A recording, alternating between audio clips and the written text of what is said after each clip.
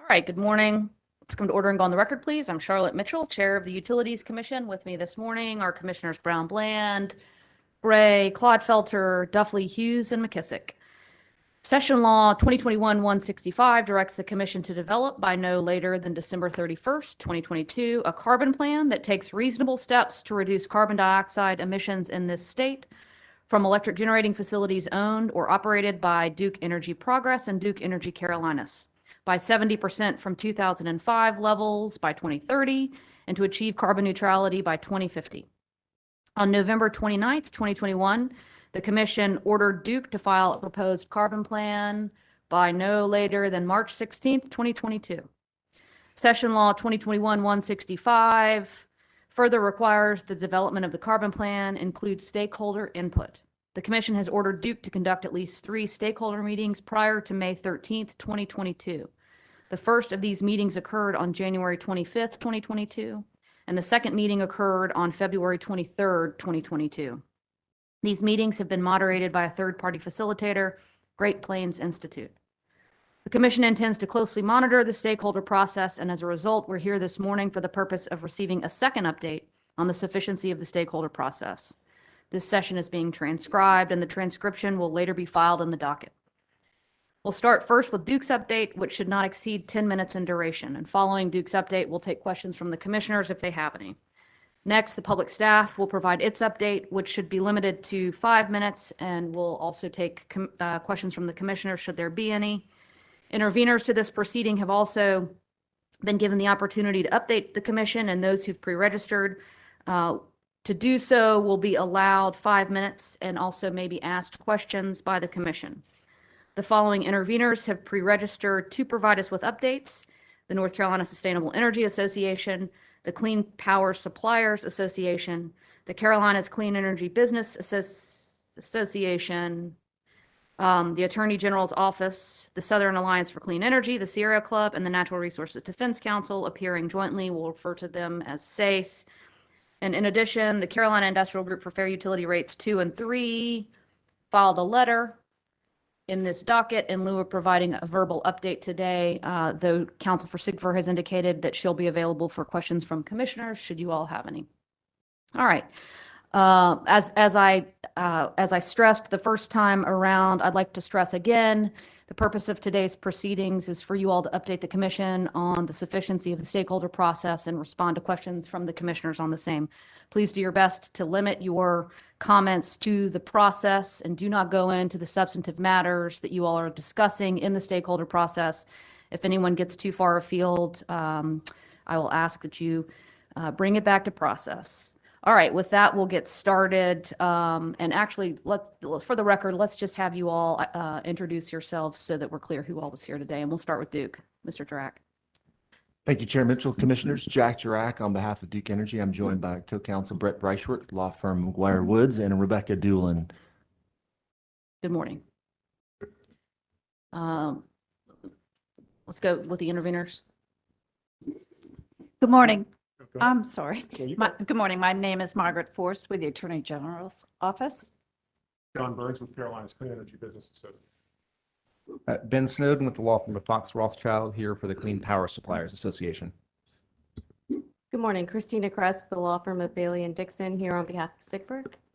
Good morning. Peter Ledford with the North Carolina Sustainable Energy Association. Nadia Lohr with the Public Staff.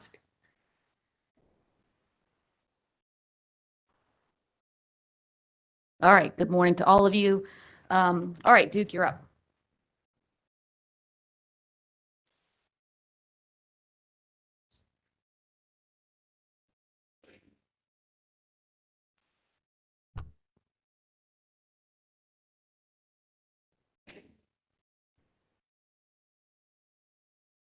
Good morning again. We appreciate this opportunity. I'm going to quickly turn things over to Rebecca, and then I'm going to tag team in with a few closing thoughts. And as we did last time, we'll try to reserve a few minutes if possible, and if the commission would find it helpful to respond to any issues that are raised during the course of this discussion. So with that, I'll turn it over to Rebecca.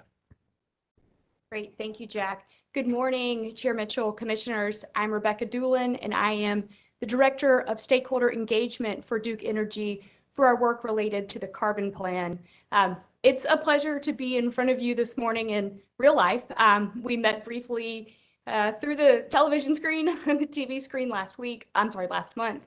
And so it's a pleasure to be with you again today and to provide you an update on the stakeholder engagement efforts that Duke has been undertaking and essentially where we are in the process and what has transpired since the last time that we spoke. The last time that I talked to you, we were in the process of creating some technical subgroups to be held, and those did take place on February 18th. And the purpose of those meetings was we'd heard from stakeholders that they wanted to have an opportunity to have a deeper dive into some of the more technical modeling assumptions with their experts, having an opportunity to talk with Duke's experts in a forum that just really wasn't possible in the large stakeholder meeting that we had at the end of January. Because if you recall, we had about 450 people in that meeting. And so we created these smaller technical subgroups, as I mentioned to you last time. And as I said, those were held on February 18th. We did 3 meetings back to back in one day. And in order to strike this balance of allowing anyone who wanted to listen or observe have that opportunity, but also to allow for smaller, more detailed conversations, we had stakeholders propose technical panelists that would represent their particular organization or interest. And so those stakeholder panelists, there were about 8 to 12 stakeholder panelists that were designated for each of the panels. And then Duke had its own technical panelists as well. And so these meetings allowed for a conversation between these experts, if you will, and also allowed for everyone to attend and observe and for those observers to put questions into the chat. And so we feel like that was a very successful meeting. We had about 200 people observe the meeting, external stakeholders, external to Duke, observe the meeting. And we learned a lot of really valuable information that we were then able to take back and incorporate into our modeling assumptions and the development of those assumptions that is underway right now. So I think that was a really great experience and opportunity to have meaningful information gained and hopefully meaningful information learned from the other side as well.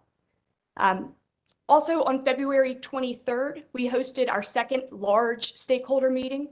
Last time we had about 450 people attend. This time we had about 375 people attend. So a little bit less, but still a really, really robust stakeholder effort.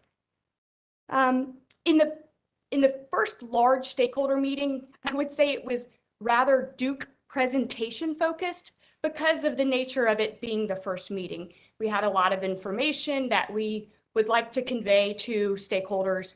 And by virtue of that, it was challenging to have as much back and forth dialogue in that meeting as we would like to have. And so that was important to us going into the second stakeholder meeting. We had a lot more opportunity to engage in that dialogue. I'll say in the afternoon session that was about 3 or 3.5 hours, we had 6 slides to cover, and that was it. So we really wanted to have the conversation with stakeholders around important topics like the developing evaluation criteria that Duke was looking at for portfolio evaluation or factors that may drive certain portfolio development. We also spent time in the morning answering stakeholder questions that we had received and grouping those. We had grouped those into themes and spent about an hour going through those questions to address some of the issues that came up that we were seeing thematically. So a very good overall meeting and great participation from stakeholders. The next meeting that we've had is on March 3rd. Just recently, we held a smaller meeting of the EEDSM Collaborative, which is a North Carolina, South Carolina stakeholder group that's been working together for a long time. And so we had a meeting of that collaborative dedicated to the carbon plan, and that was held last Thursday. And our next meeting is scheduled for March 22nd. And we are working through exactly what the content of that meeting will be right now, but we are planning to share with stakeholders more details around the portfolio development. We understand that's of significant interest, of course. And so you'll see the information that we're providing to stakeholders grow in granularity and detail as we progress.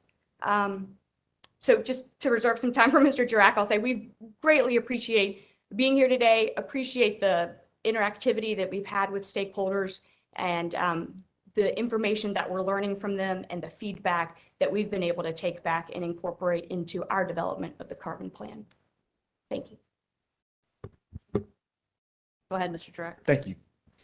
So just to follow on, thanks, Rebecca, for the great overview of what we've accomplished over the past month or so. I think, as you've seen if you've taken a look at the GPI reports, we've devoted substantial resources to the preparation and hosting of these stakeholder meetings, and we sincerely appreciate all of the engagement we've gotten from stakeholders. And again, I think the GPI report tells a great story. If you look at it closely, you will see the extent of substantive technical back and forth that has occurred in these stakeholder meetings. You'll see the opportunities given for parties to express their viewpoints, and you'll see the substantial Q&As that occurred in the most recent stakeholder meeting around very important topics that are going to be key to the carbon plan development. And while we've certainly received some positive feedback about the stakeholder engagement, I want to also acknowledge the critiques that we've heard in the stakeholder space about what we've done on the stakeholder engagement for the carbon plan. And I suspect you'll probably hear some of those perspectives this morning as well, and we saw them in the written comments as well. So I want to take just a few minutes to address some of those concerns or critiques here.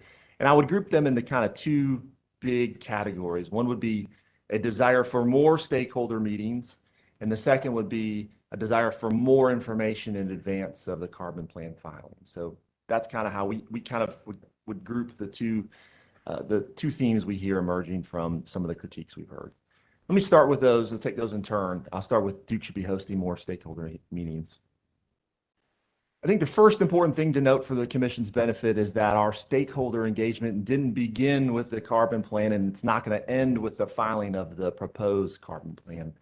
I would say that the extent of our stakeholder engagement across virtually every aspect of the company's operations over the past 2 years is really unprecedented in the regulatory space in the Carolinas.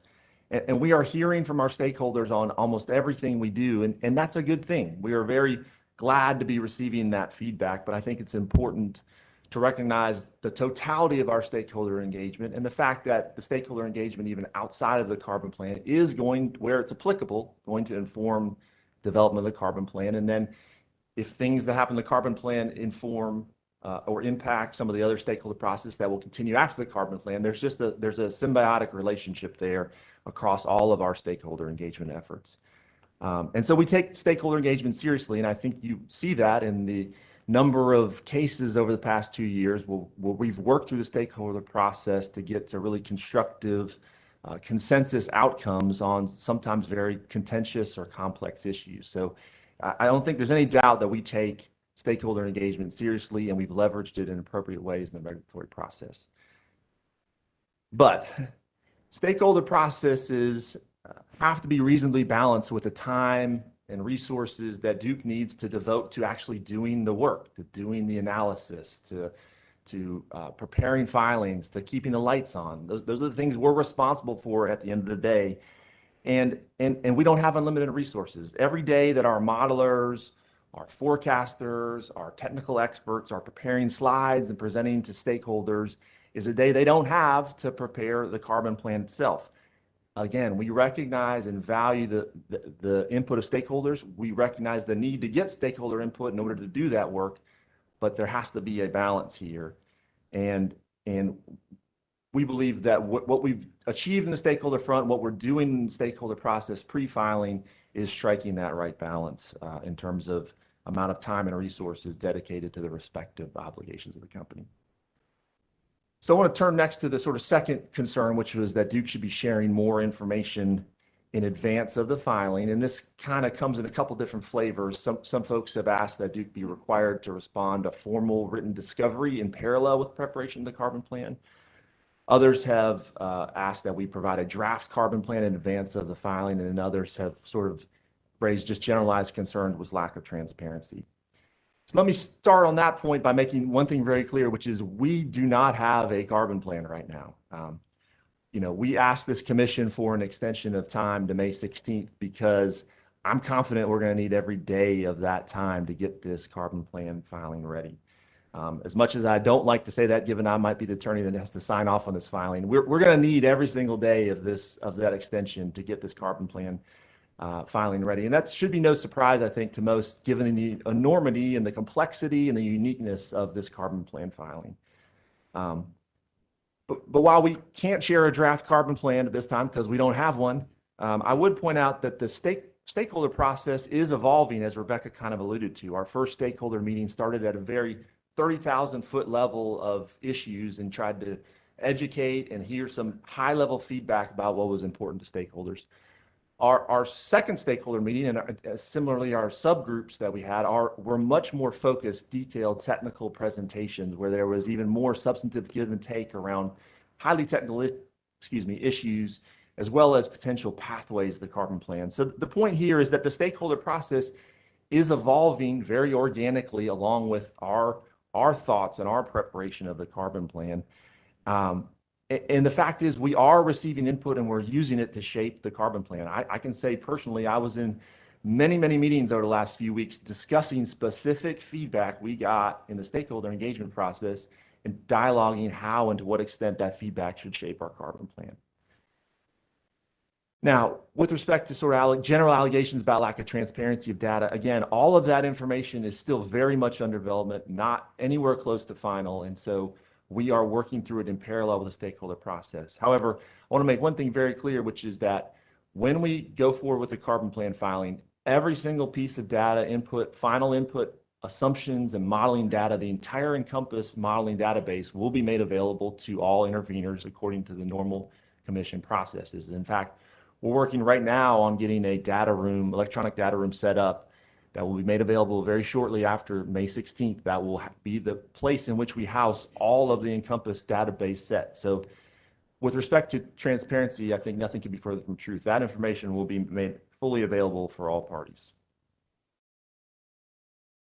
Now, I want to speak just briefly to discovery, and then I'll wrap up. Again, a number of parties have suggested that Duke should be required to respond to formal written discovery in parallel with its preparation of the carbon plan and the stakeholder engagement process. In response to that request, I would suggest that it would really be unprecedented and really untenable to require the utility to both simultaneously respond to formal written data requests at the same time it is doing those other efforts. And I think in understanding why that's untenable, it's important to understand what formal written discovery actually looks like in a proceeding like the carbon plan. And I mentioned this in our last update, and a good reference point is to look back at the 2020 IRP. And in the 2020 IRP, again, we received more than 3,500 data requests from parties during that process. And we absolutely know that discovery is a crucial and important and critical piece of this process.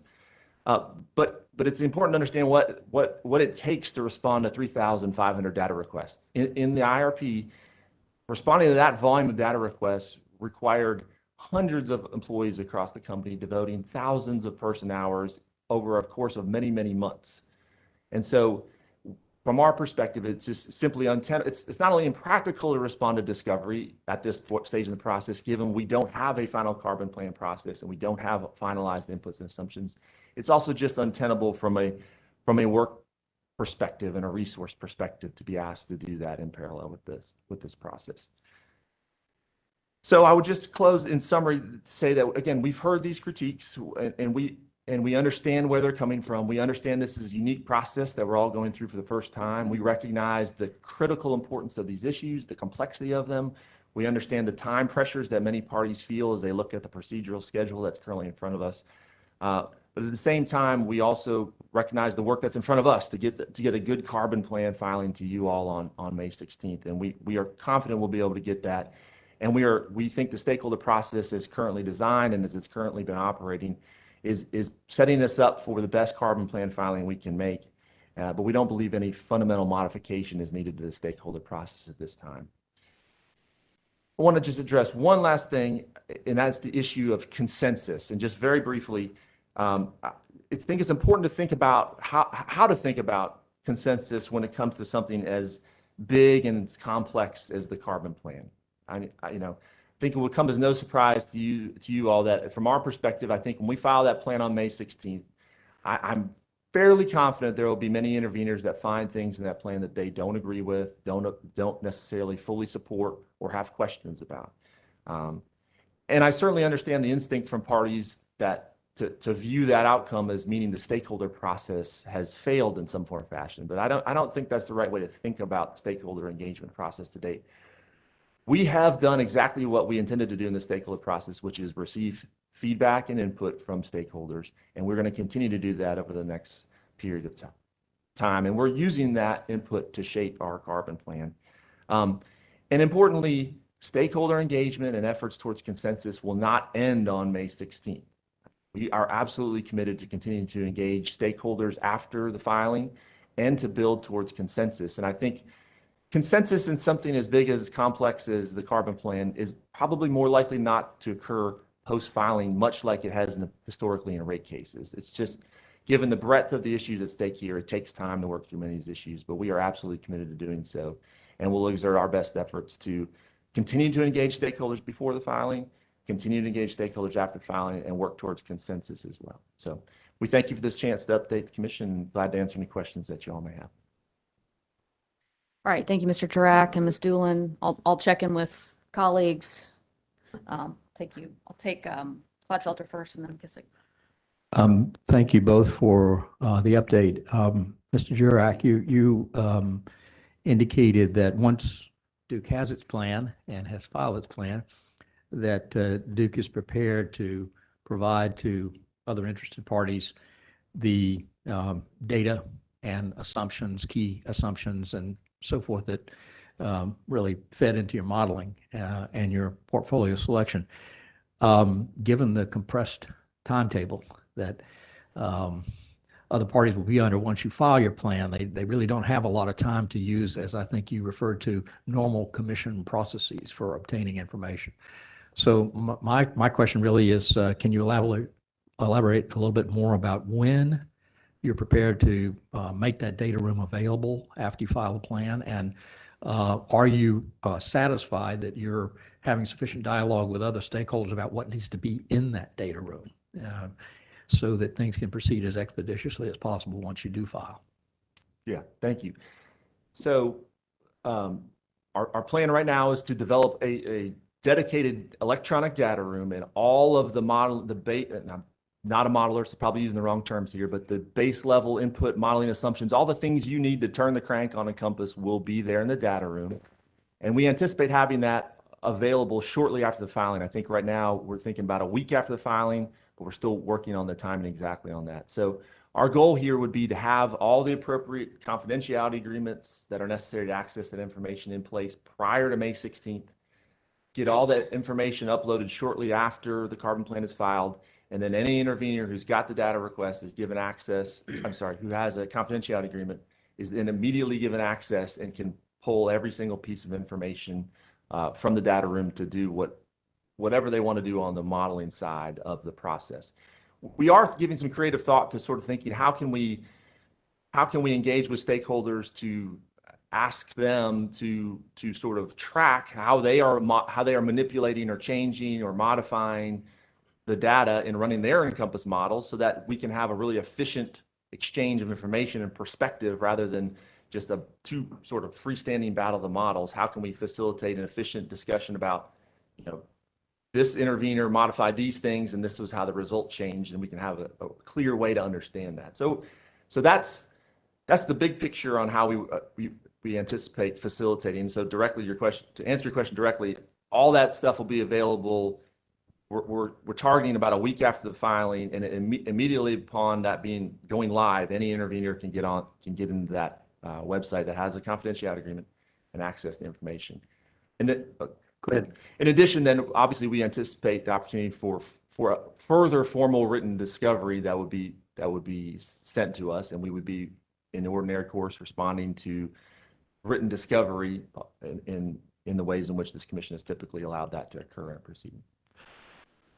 Leaving aside the formal discovery, let me stay with the data room. Are you satisfied that you have a good understanding of what it is that folks want you to put in that data room? And what steps are you undertaking to be sure you've got the right stuff that everybody wants?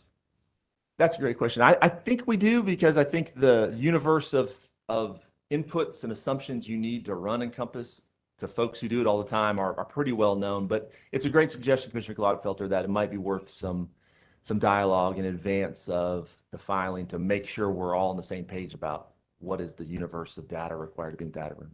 It would be a good idea. The more you're on the same page, the less formal data requests you may get. That's agreed. Thank you. Mr. Ack, just following up, Commissioner Gladfelter's question, you indicated the company is anticipating at this point in time about a week between the filing and making the data room accessible to intervening parties. What's happening during that week? Why do y'all need a week? It's a little bit that, I mean, we're going to do everything we can to beat that week. It's just, given this is the first time we've been through and we don't kind of know what like the last few days pre-filing are going to look like, whether we'll still be tweaking things, modifying things.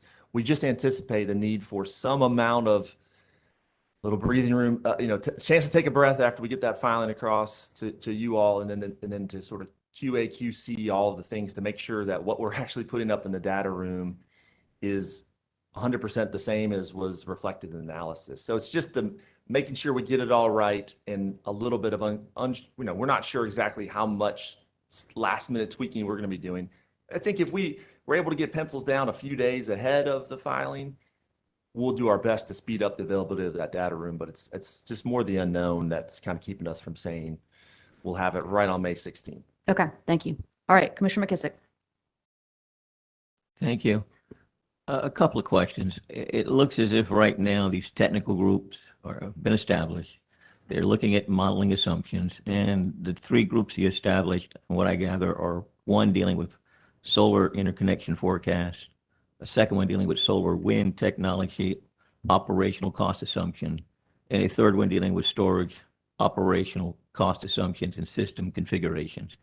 Now, how much engagement has there been at this point in time in these technical conferences dealing with the modeling assumptions that are already they're already being utilized? Because I mean, I think it feeds back into some of the concerns that Commissioner Clotfelter had about the adequacy and breadth and depth of the information that's being sought.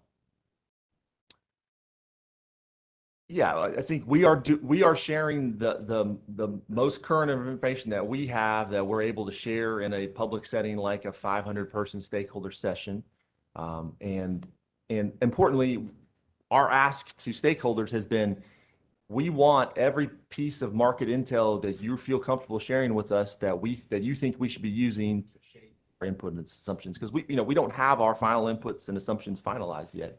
We're looking for that data from the market, from the interveners who have the specialized expertise in developing actual projects and actual locations. We want to hear from them what are the prices they're seeing, what are the assumptions that they think we should use. So that's really what we've been mostly focused on in the stakeholder process is getting that perspective from technical experts on the other side.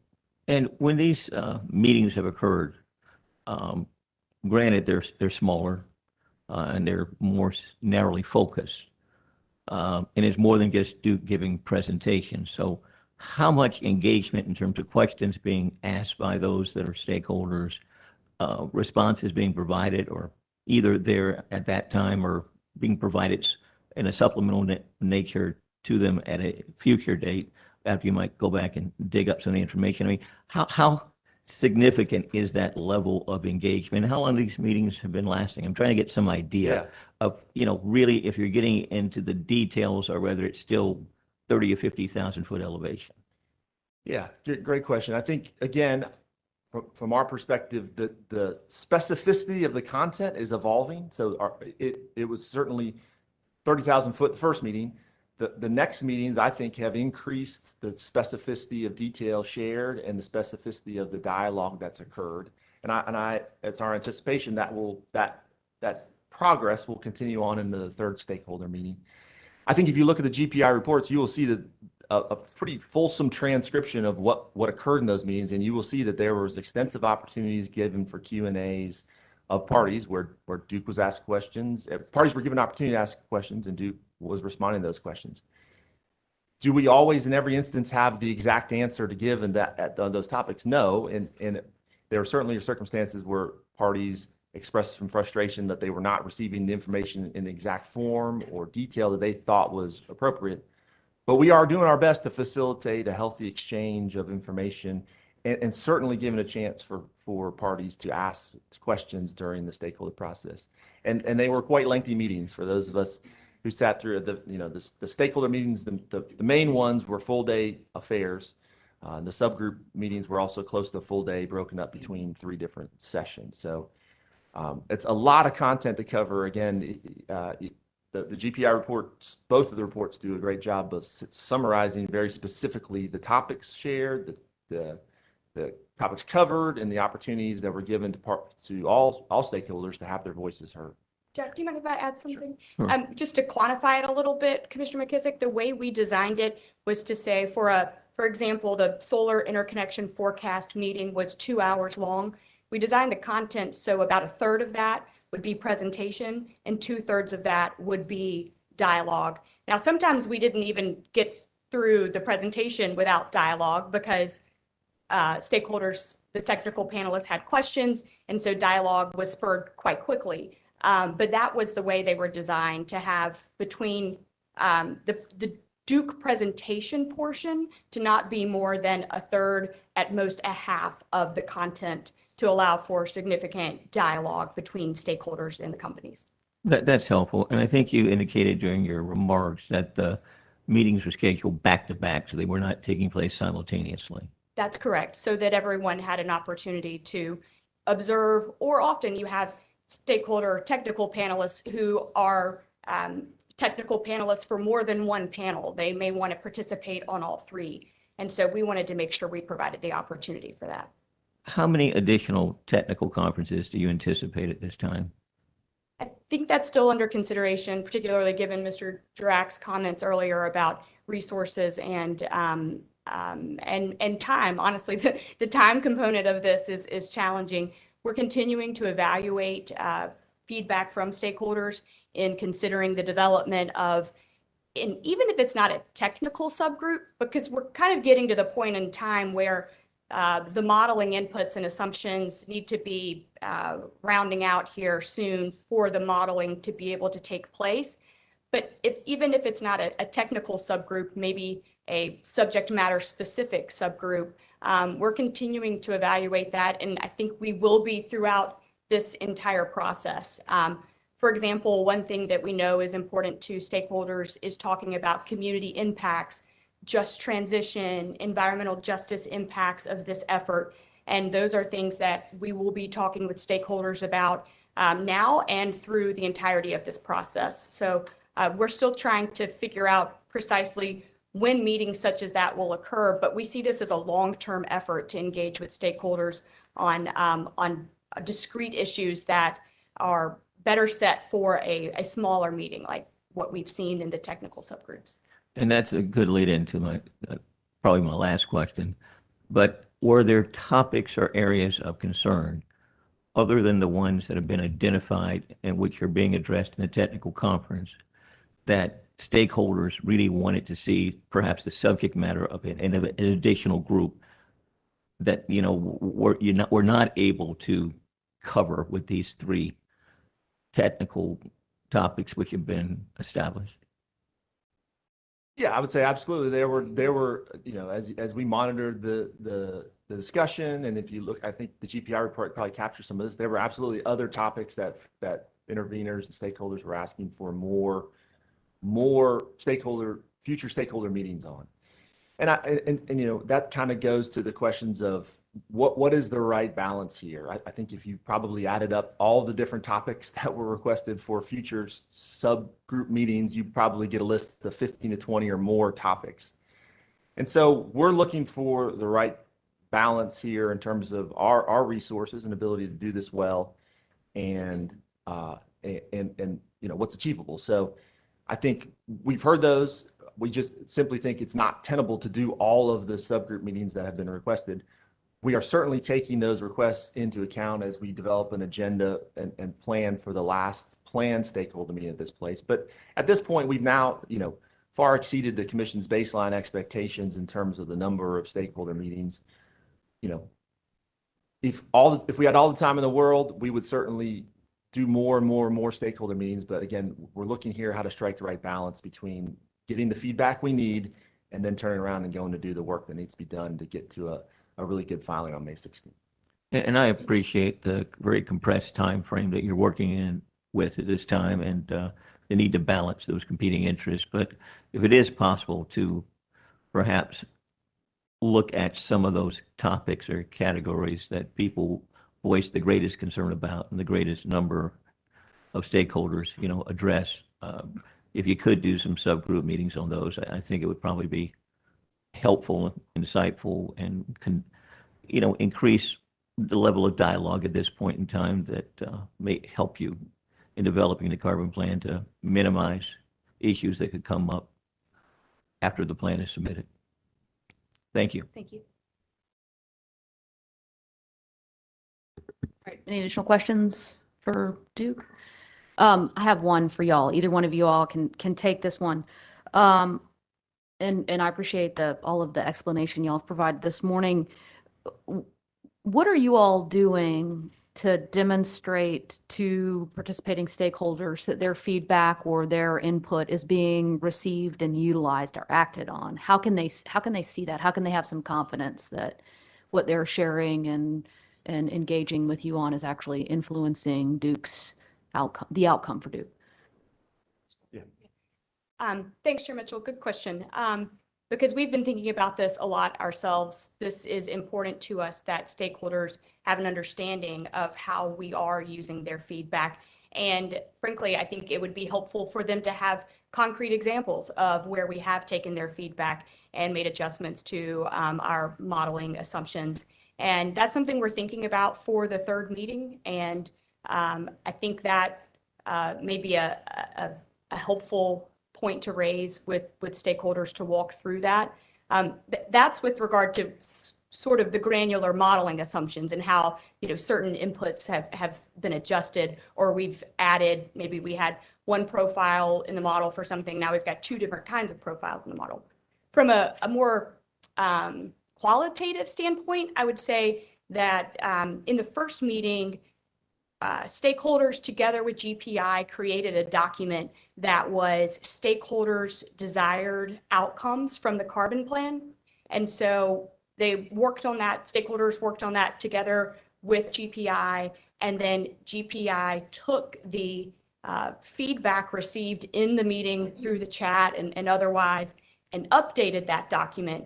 And so in the second large stakeholder meeting, there was another hour of dialogue dedicated to incorporating more feedback into this desired outcomes document. And so I'm hopeful that that feels to stakeholders like it is a demonstration to stakeholders of how their feedback is being taken into account with regard to these principles of what their desired outcomes are. So that's what I think of from the qualitative piece.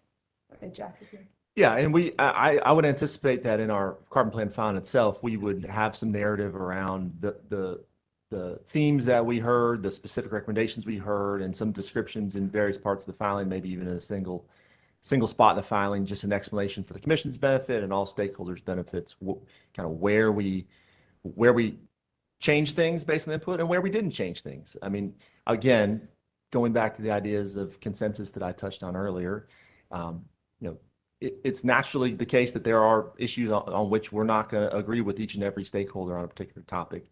But where there are big themes in the stakeholder meetings around requests and where we have a difference of opinion, we absolutely will plan on including some narrative explanation for why it is that we came to a different conclusion on that topic than perhaps was recommended by interveners.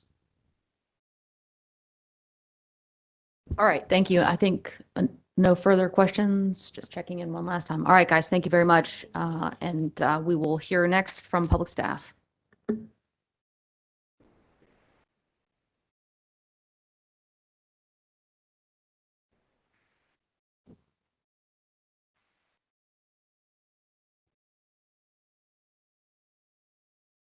Good morning. Nadia Lohr with Public Staff, and I have with me Mr. Lucas.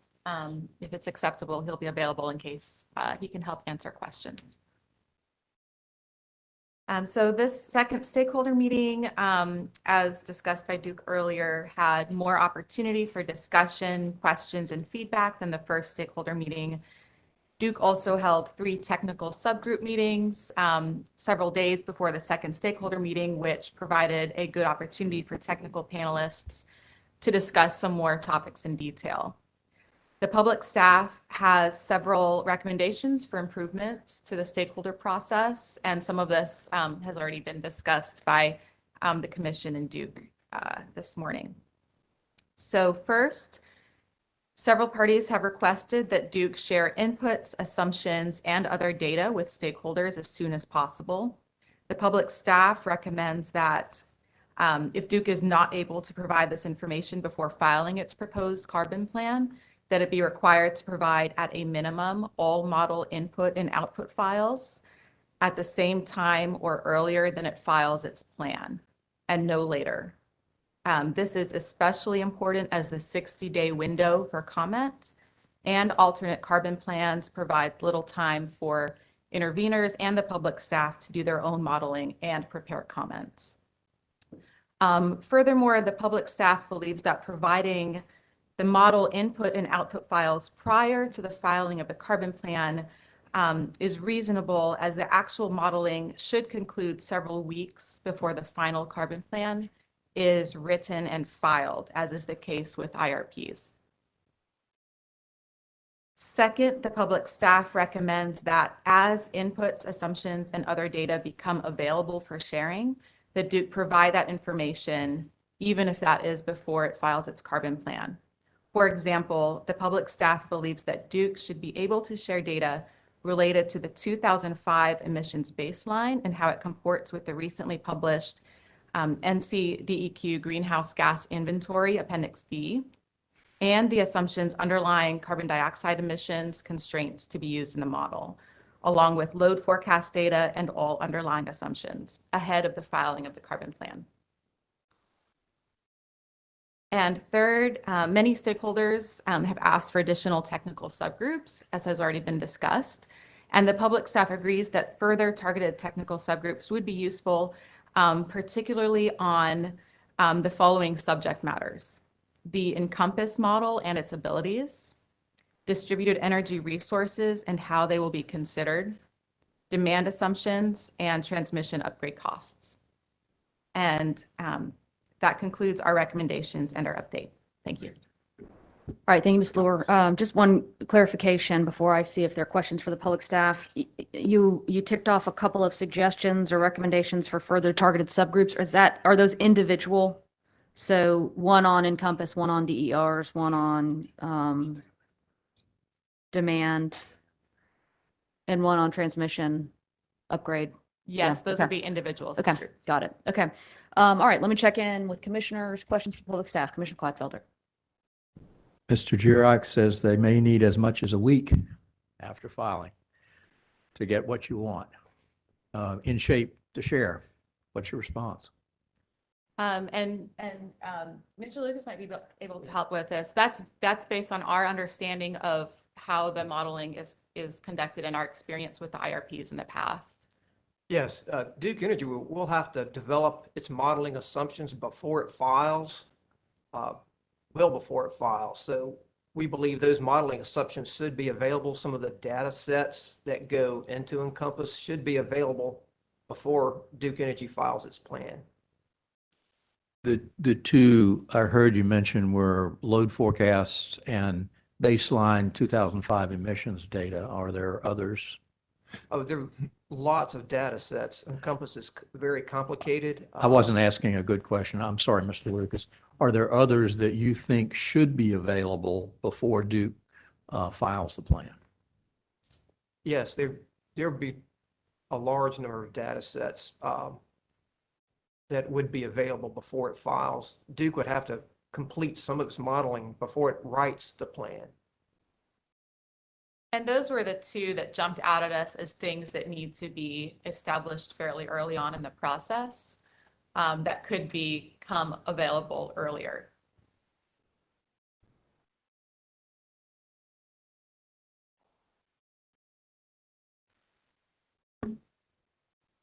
Ms. Lewis, I just want to ask this just for clarification of what you were saying. So on the additional technical subgroups,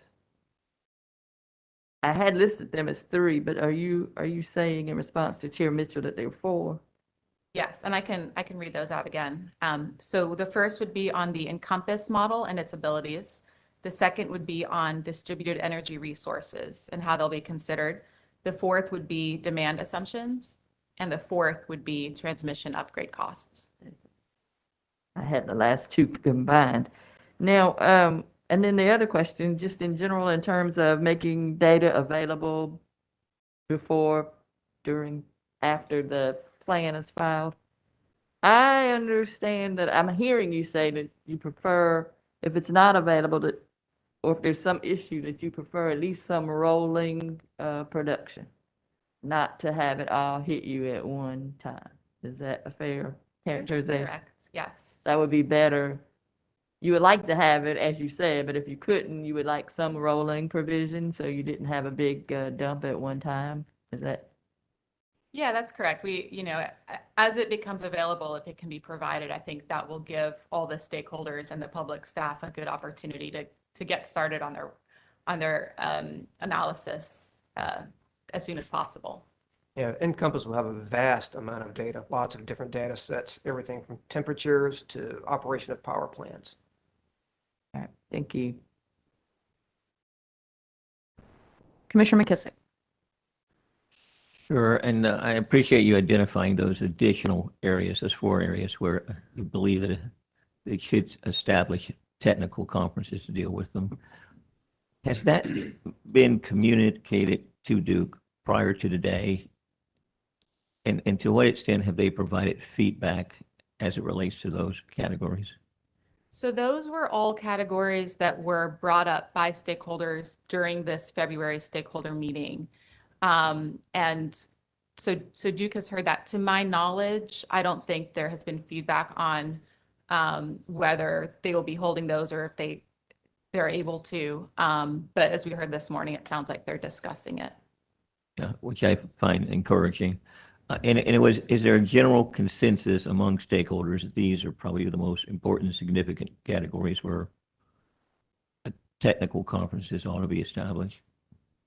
That's difficult to say, as some of these were, during the stakeholder meeting, there's a chat box available for stakeholders to put feedback and questions into, and some of these were mentioned in the chat box. I believe 1 or 2 may have been mentioned in a live question. So it's hard to say how many stakeholders supported each group. I understand. Thank you. And with these additional subgroups, do you imagine these technical subgroups would occur after they file the plan or before? I think they would likely be most useful before. Okay, and what's your take on the time is limited and the division of resources of preparing a proper carbon plan for our review versus having to do these additional stakeholder technical subgroups? And that's definitely understandable. The timetable is very tight. So it might be the kind of thing where you can't have, 7 technical subgroups in the next 2 months, but maybe some of the most important ones, if they can, if there are the resources to have them and get this important feedback from stakeholders and give stakeholders the information they're looking for, that would be very helpful. These 4 we mentioned can be done in one day. Okay, thank you. All right, any additional questions for the public staff? All right, thanks to you both. Next up, we'll hear from NCSEA.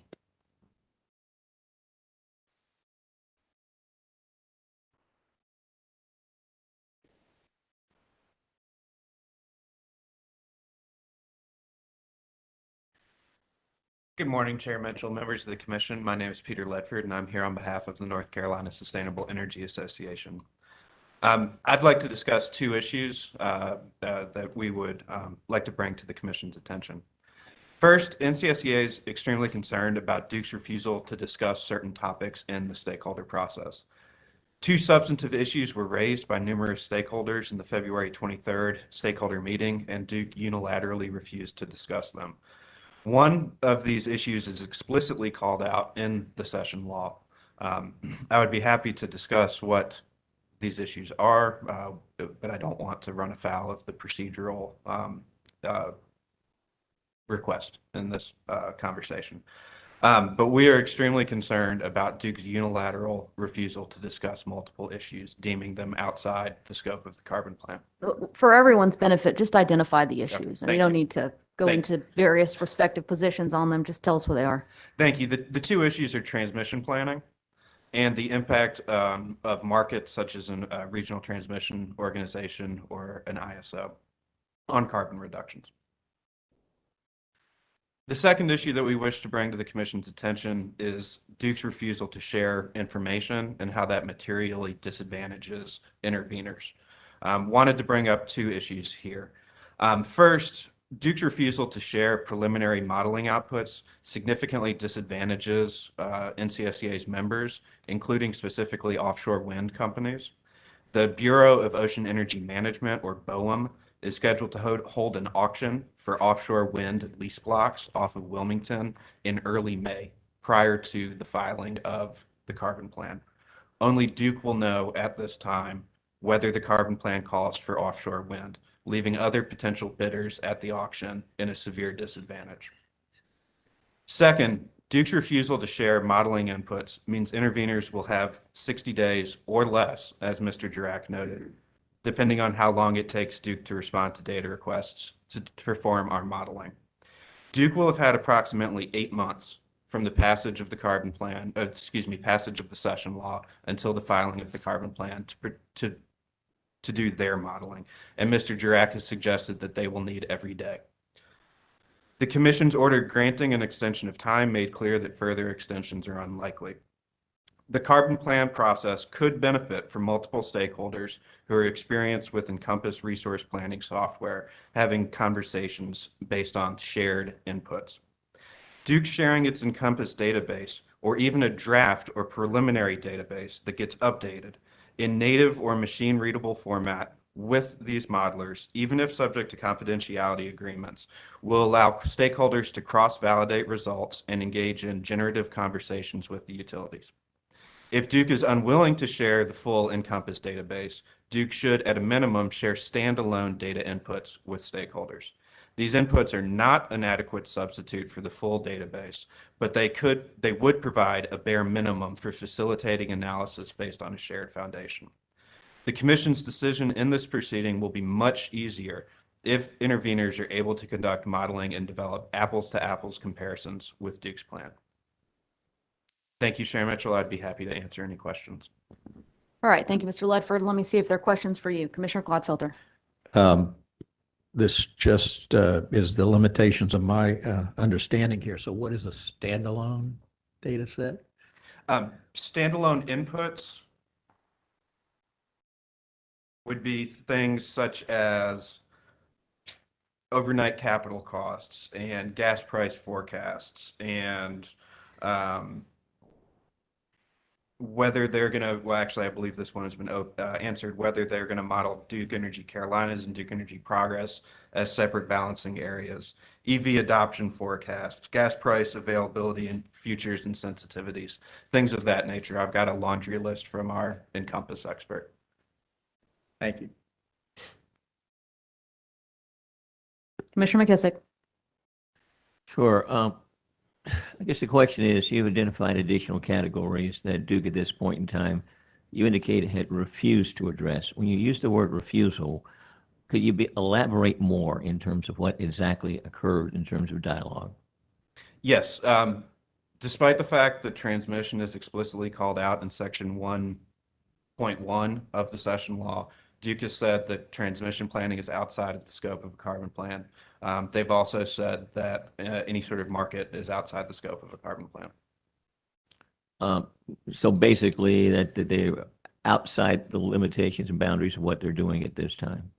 That was my interpretation, yes. Okay.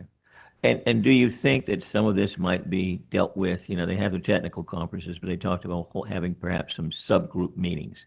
I mean, do you think that some of that data could be shared like in a subgroup meeting, or do you feel as if with their delineation of the boundaries, it would appear that they're off grounds completely?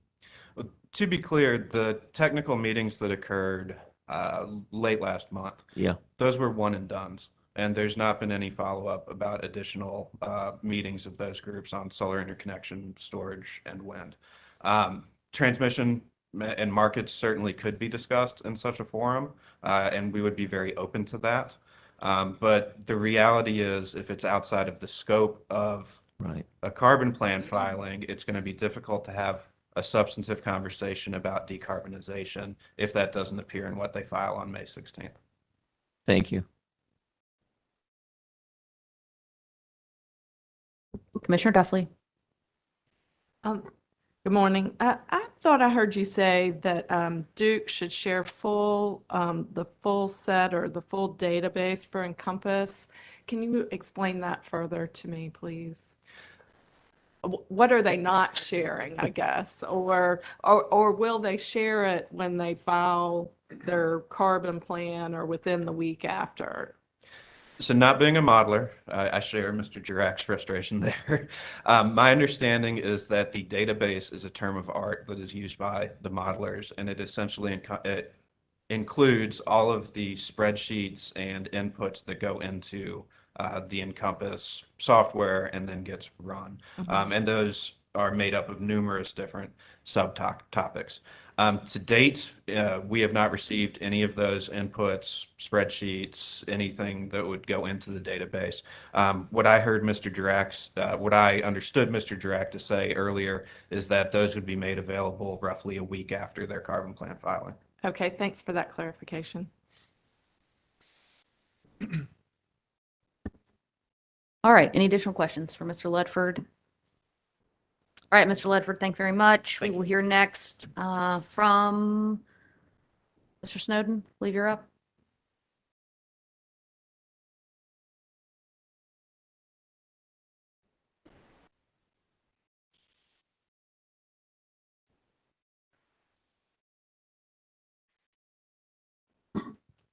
Thank you, Chair Mitchell. Good morning, Commissioners. I'm Ben Snowden here for the Clean Power Suppliers Association. I want to thank you for your continued interest in the stakeholder process and for providing an opportunity for us to present our views. First off, I do want to say we appreciate Duke's commitment to this process. The carbon plan itself is a ton of work, and we acknowledge that Duke has a lot of good people, a lot of smart people spending a lot of hours working just on this stakeholder process, so that should be acknowledged. I'd like to follow up on comments that I made to the Commission at last month's proceeding regarding consensus and transparency. CPSA's goal in the stakeholder process is to achieve consensus with Duke and other stakeholders on as many issues as possible prior to the filing of the carbon plan. Complete consensus would, of course, be ideal, but even if we can't get there, at the very least, we can narrow the issues so that the Commission, when it comes to the litigated phase of this proceeding, can focus its attention on those issues where there is genuine dispute. This will result in more efficient proceedings and, we think, better policy. Now, Duke has been working towards alignment with many stakeholders on a procurement process for 2022, and we're optimistic that consensus can be achieved on that. We appreciate the hard work of Duke and other stakeholders on that topic. However, with regard to the larger carbon plan, we will not be able to achieve any consensus on the plan unless we have clarity on key inputs and assumptions that Duke is using to formulate the plan. Now, we understand, as Mr. Jurak has said, and others have acknowledged, that because of time constraints, Duke will not be able to share a complete draft of its carbon plan before it's filed. It's not our view, just to be clear, that stakeholders need to see the filing itself before it's filed. But as others have also observed, it's inconceivable that Duke will not have finished work on key elements of its plan, notably the proposed resource plan and its plan for transmission upgrades, well before the carbon plan is filed. Duke is already rounding out its key modeling inputs and assumptions now. Now, up to this point, I think it's also has been acknowledged Duke has done a lot of listening and has provided high-level guidance about its modeling approaches. And it has provided some directional information about certain inputs, such as certain capital cost assumptions. But stakeholders have yet to see detailed information about most inputs and assumptions. We also, I think it's already been said, don't really know how Duke is using stakeholder input at this point. That would be extremely helpful to know that. Now, we've heard that Duke's plan is to provide granular data only after the carbon plan is filed. We think that's great. It is necessary, but it is not sufficient if meaningful consensus is to be achieved and the issues in dispute are to be narrowed. Information must be provided prior to filing. We acknowledge that it takes a significant investment of time to get that information out to stakeholders before the filing. We think that we acknowledge there's a trade-off there, but not doing that we think is sort of a false economy, because the more information is provided now, the more the issues can be narrowed, the fewer data requests Duke is going to have to respond to, I think, after filing. I mean, I have drafted enough data requests and responded to enough data requests to know that is not the most efficient way to exchange information. It is much more efficient to just be transparent, have informal conversations, and exchange information in that way. At the end of the day, I think what we want to avoid here is a repeat of the IRP process or the last IRP docket, where Duke had done extensive stakeholder engagement, but didn't get alignment with key inputs on the resource plan before it was filed. Stakeholders didn't really know what was coming in the IRP, and this resulted in a docket that was extensively litigated rather than one that focused on key issues. I'd also like to talk for a moment about the sufficiency of the stakeholder process as it relates to transmission planning. Transmission is a key aspect of the carbon plan. It's one the Commission has heard a lot about in other contexts, and we believe that it is one of the most important aspects of the carbon plan. Without, I think it's been acknowledged that without significant improvements to the transmission grid, we will not be able to hit the carbon reduction mandates of 951. In the last IRP order, the Commission directed Duke in its carbon plan to identify all the major transmission and distribution upgrades that will be required to support its proposed portfolio. There have been repeated requests for Duke to engage with stakeholders on transmission planning, including to set up a technical subgroup on transmission planning. As Mr. Ledford said, Duke's general response has been that transmission planning is under the exclusive jurisdiction of FERC, and that all transmission planning related to the carbon plan is outside the scope of the stakeholder process. Instead, it will go through the North Carolina Transmission Planning Collaborative process. Hearing that, CPSA has engaged with the TPC, the Transmission Planning Collaborative. As far as we can tell, the TPC isn't doing anything related to the carbon plan right now. CPSA has submitted a policy study request related to carbon plan implementation. We did that in February. And the messaging that we received was that the Transmission Planning Collaborative doesn't think it makes sense to begin work on a new transmission policy study until it gets the carbon plan. So you have a circularity here. Developing the carbon plan requires a transmission plan or a transmission study, but we're being told that developing a transmission plan requires the carbon plan. To the extent that Duke may already be working on transmission plans based on its preliminary resource assumptions, that should be brought into the open as soon as possible so it can be done in a transparent fashion with stakeholder participation, whether that is through the stakeholder process or through the TPC. And I do want to say one thing about timing on transmission. In the recent transitional cluster study, Duke identified a set of upgrades for that study that were required to interconnect interdependent projects in DEP territory. According to the report, the lead time for completing these upgrades, all of those upgrades, is 5.5 years from the time that interconnection agreements are signed. Mr. Snowden, you're getting Yes, ma'am. you're getting close there on substance versus process here. I understand. I am trying to stick just to process, and this really only has to do with timing, not about results, other than lead time for construction. If you'd like me to move on, I can move Or on. but- just stick to process. Okay. Well, I'll just say this. Based on what we know about the timelines required for building transmission, we have just the narrowest window of time to proceed with a transmission planning process if we're going to hit the 951 carbon reduction mandates. In any event, we are hopeful that we'll hear more from Duke soon about the process that it's following on transmission planning and the opportunities for stakeholders to engage in that process. To be clear, Duke and others have put a lot of effort into this stakeholder process, and we believe that everyone already understands the benefits of building consensus. We hope that as the process continues to move forward, Duke will provide the transparency that's required for the parties to achieve any substantial consensus on the carbon plan. Thank you.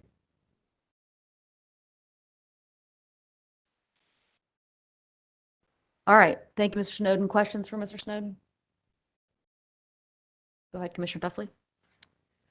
So this policy study request that you sent to the North Carolina Transmission Planning Collaborative. Yes, ma'am. Do you know if it's been posted on their website?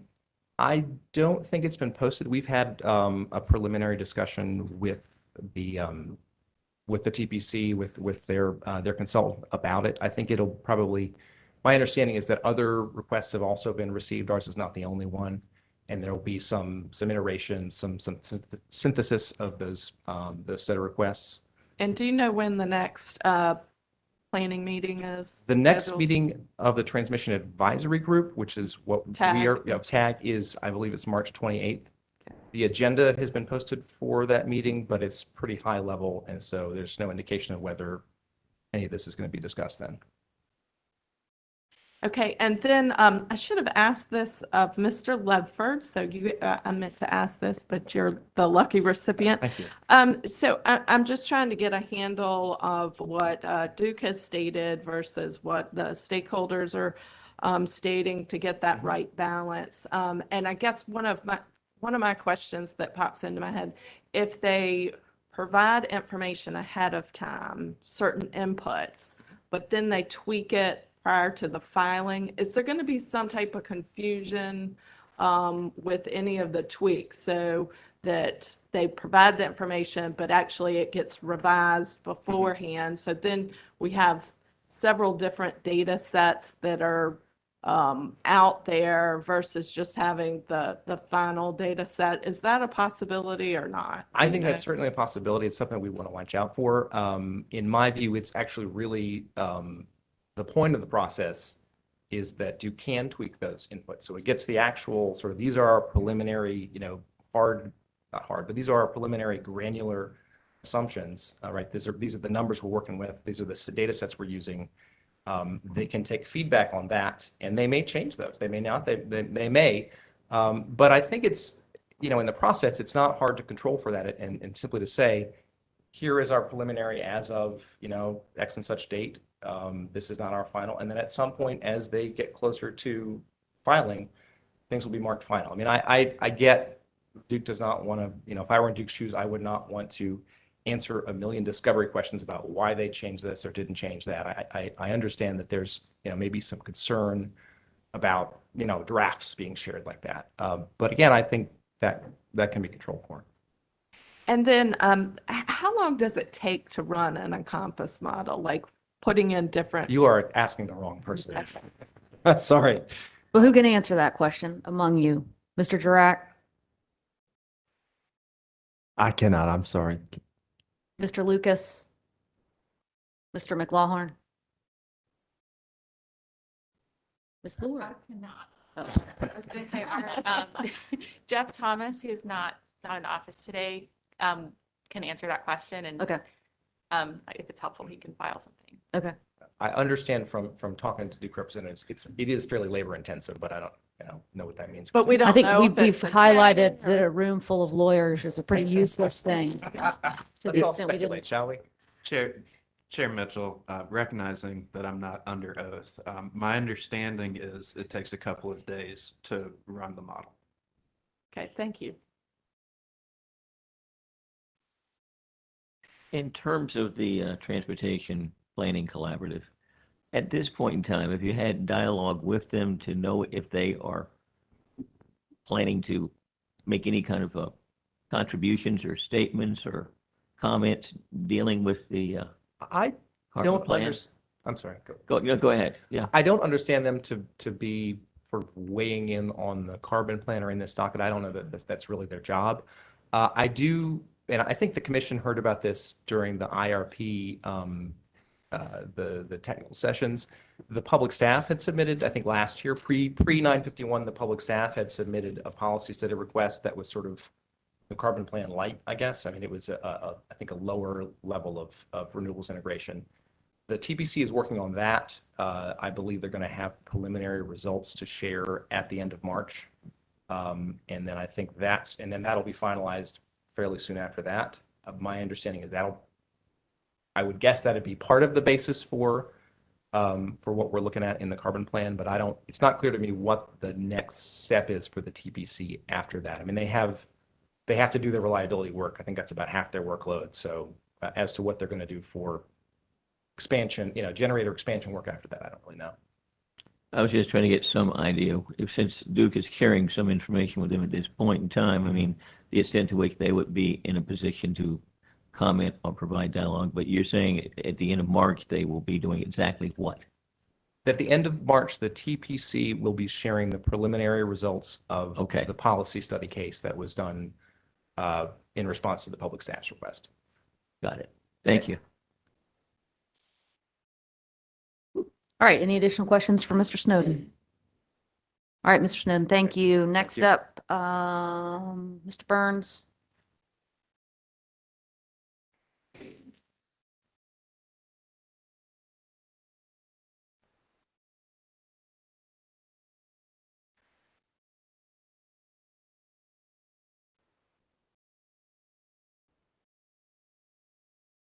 Thank you, Chairwoman Mitchell. At the risk of bringing the perspective of yet another useless attorney to the proceeding, I want to echo, my name is John Burns for the record, and I represent the Carolinas Clean Energy Business Association. I want to echo the comments of Mr. Ledford and Mr. Snowden. I don't want to take up too much of your time with that. We share their concerns. Our members and I and our executive director have participated, I think, quite actively in all of the stakeholder meetings to date. I do want to thank Duke for the time and effort that especially these three folks here today have put into those stakeholder meetings. And for providing, I think, employees of Duke who did have real answers to give to questions. There were folks with a lot of knowledge at the table talking to us, and that's very much appreciated. I will echo, though, the concern that it kind of, the current stakeholder process, and I assume it will continue in this manner, is there are questions, there are initial answers, and then we'll talk to you again in a few weeks. It's not really what we would hope for is more of an iterative process, and I think that's what Mr. Snowden and others have requested is we ask questions, we get responses, and then if we have to wait until May 16th to see how that's all incorporated, then I think we've missed an opportunity to provide feedback and confidence to stakeholders that their concerns are being taken into account and addressed. I think we could go a long way towards that if we do what the public staff has requested in many ways, which is to make sure that as data is developed, it be shared with stakeholders. And if it's going to be confidential anyway, even after the filing of the carbon plan, then we're happy to have it be confidential prior to the filing of the carbon plan. We need to see that data so that we know what to look for when the carbon plan is actually filed. And if we can get drafts of the carbon plan and comment on them, then we get a lot closer to that goal of consensus that Mr. Snowden was talking about. That's our goal as well. We only have 60 days to review this, comment on it, and prepare counter plans or whatever it is that we're going to file. At this stage, we don't know what that's going to be because we won't see it until May 16th. Anything that lengthens or causes more litigation during that process is going to delay getting to an answer for you and for the people of North Carolina. So if we can share that information ahead of time to allow the questions to be honed and the issues to really be brought to a head on whatever those key issues are going to be, that'll be very helpful to the process. And I would also like to echo the call for transmission to be addressed. Without going too much into the details of the substance of what's been presented to date, it is very clear that one of the key restrictions on what Duke can propose is what its transmission system can undertake. We don't know what that limit is outside of drawing some conclusions from other processes that we're going through. We really need to know, and we need to know as soon as we can, I think, and you need to know, what role is transmission planning and upgrades playing in the development of the carbon plan itself.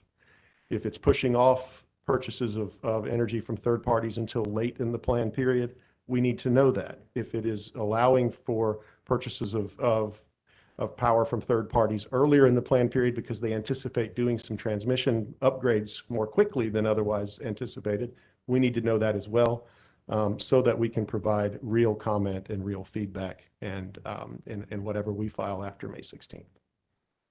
I don't want to test your patience. You're probably going to hear a lot of that from several folks, so I'll answer any questions you have, and then I'm happy to turn it over. All right, questions for Mr. Burns? Commissioner Brown Bland. Mr. Burns, I'm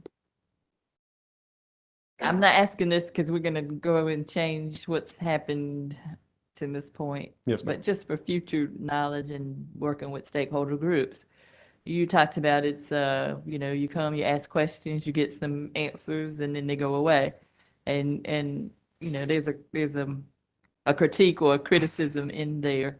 So just in terms of your vision or the creativity that you as an attorney might have, how could that be improved upon if you were kind of in the driver's seat and running the meeting? Well, to some extent, Commissioner Brown Bland, I have to say that I'm relatively new to this process. I've been at this job for over a year now, but this is the first time that I've gone through this type of engaged stakeholder process. So maybe I do bring a perspective that might help. I do think anything we can do to get, and it takes trust, which may not be here on either side, and we have to be careful about that.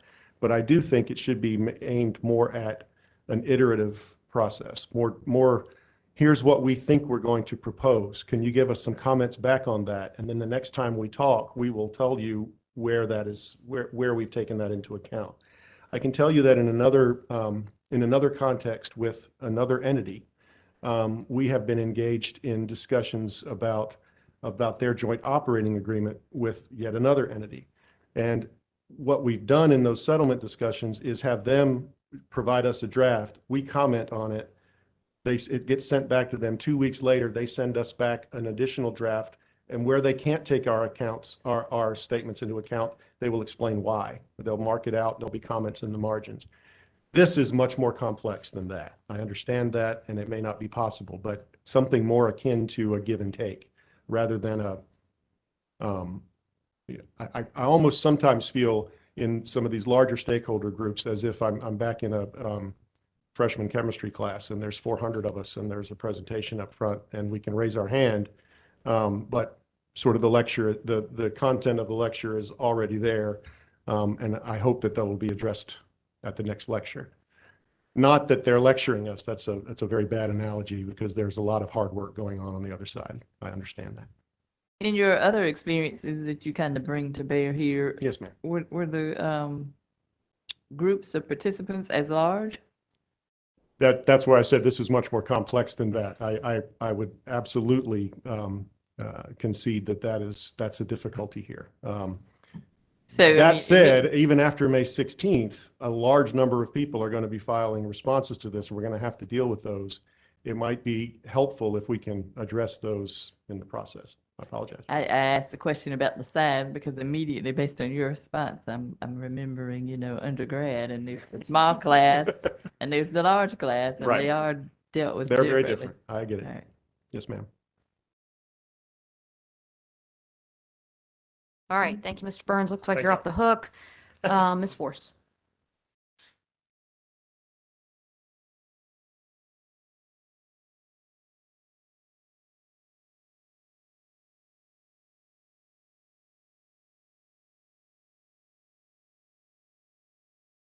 Good morning. It's nice to see you in person. My name is Margaret Force with the Attorney General's Office.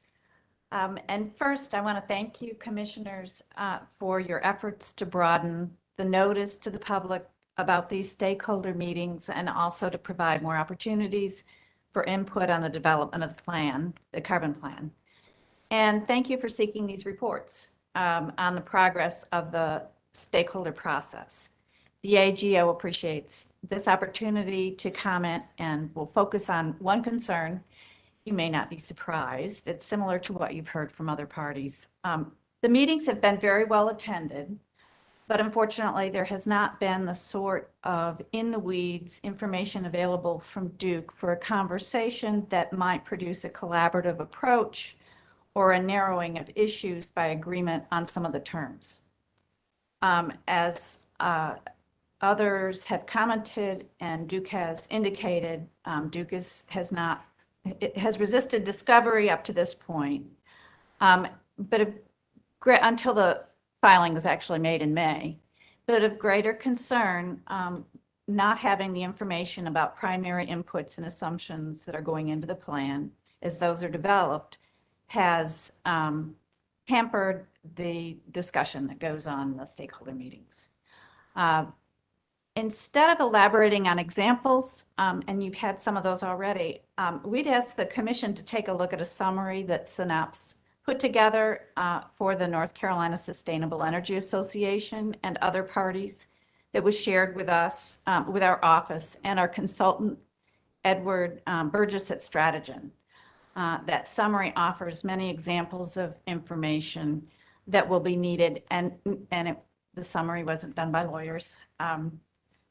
And it would be helpful to give a better understanding of the kinds of inputs that would facilitate better conversation and discussion during the stakeholder process. And Duke is already, as others have mentioned, Duke has already decided on many of these key foundational data points. And to the extent that they have not, it would be valuable to know that as well, and for Duke to share that information. The point is that efforts undertaken in the stakeholder process are stymied by limited access to the details, and that hampers collaboration and agreement. As some of the questions have indicated, the time will be very short for response, and having very clear delineated information that should be required when the filing is made in May is going to be critical for the Commission, and should be identified in advance by the Commission with input from parties, including non-lawyers, and could be filed along the lines of the E-100 filings that are made when a rate case is filed. And not with delay of 7 days or more, given the very short time that we're going to have for comments on the plan once it's filed.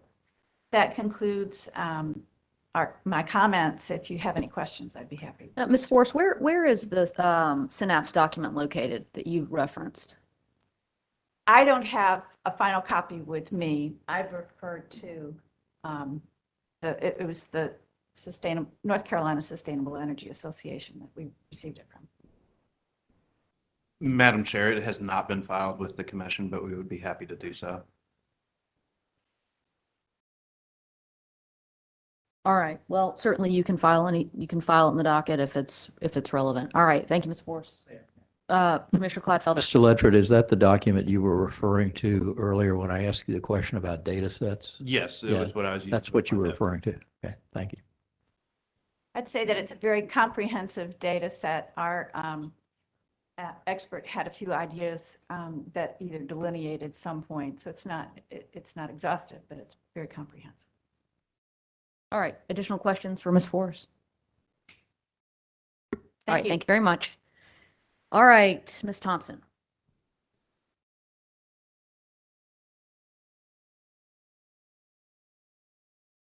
Thank you, Chair Mitchell, members of the Commission. Again, I'm Gudrun Thompson, representing Southern Alliance for Clean Energy, Natural Resources Defense Council, and the Sierra Club in this proceeding. And I thank the Commission for the opportunity to address you as to the sufficiency of the carbon plan stakeholder process.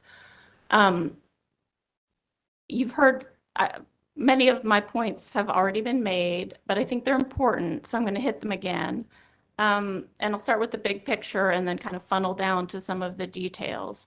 I do want to start by saying that I do and my clients appreciate the efforts of Duke and Great Plains Institute with the stakeholder process. We know it's a big lift.